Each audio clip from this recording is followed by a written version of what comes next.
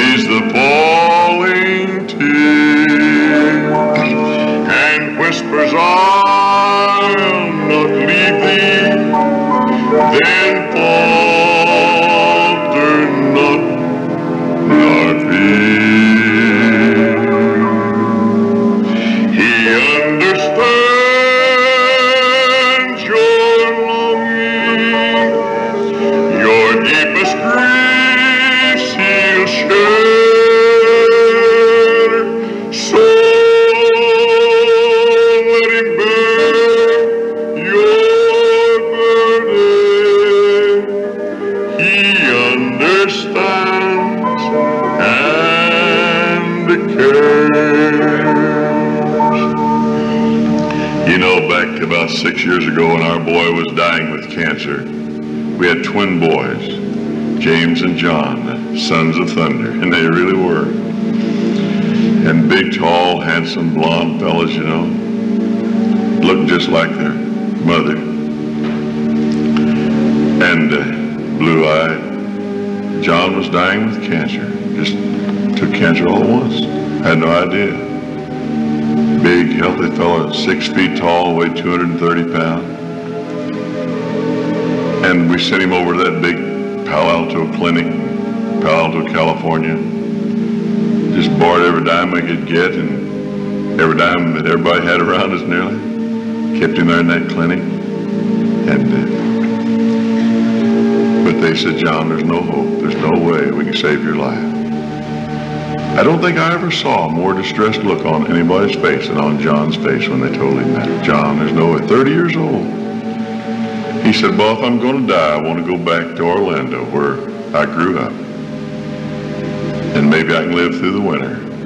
And on just a few days before Halloween, his wife and he, my wife, flew in from California to Orlando. And I changed every meeting I had slated. Brother McWhirter and I held a meeting or two around Jacksonville, I remember.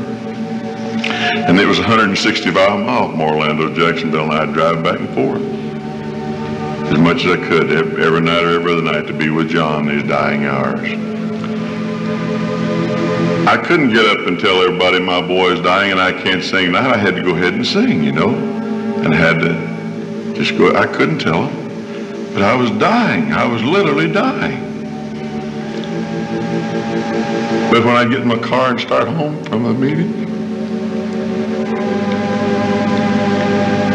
can we drop that down a key for me to C? Drop it down to C for me, will you? And that's what I'd sing. God understands your heartaches. He knows the bitter pain. So trust him in the darkness.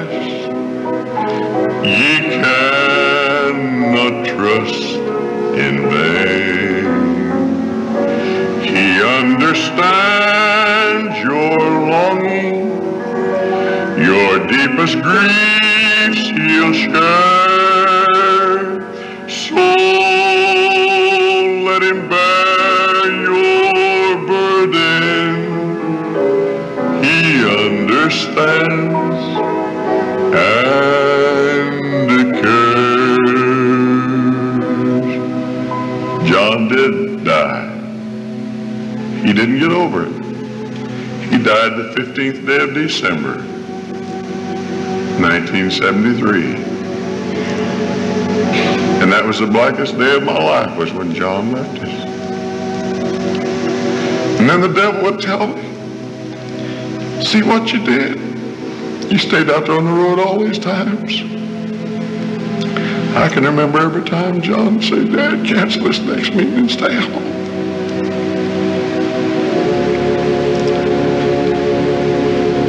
I'm just telling you this because I know you've gone through the same things. Listen to this verse. God understands your weakness. And many times I almost did cancel and stay home, you know. He knows the tempter's power.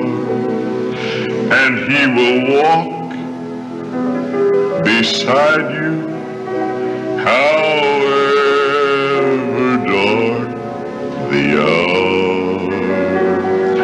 He understands your longing, your deepest griefs he'll share. So let him bear your burden.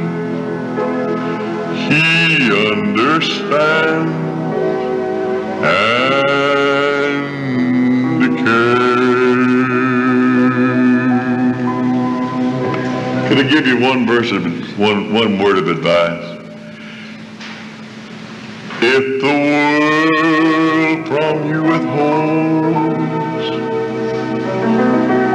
of its silver and its gold, and you have to get along with meager fare, just remember in his word how he feeds the little bird, and take your burdens to the Lord and leave them there.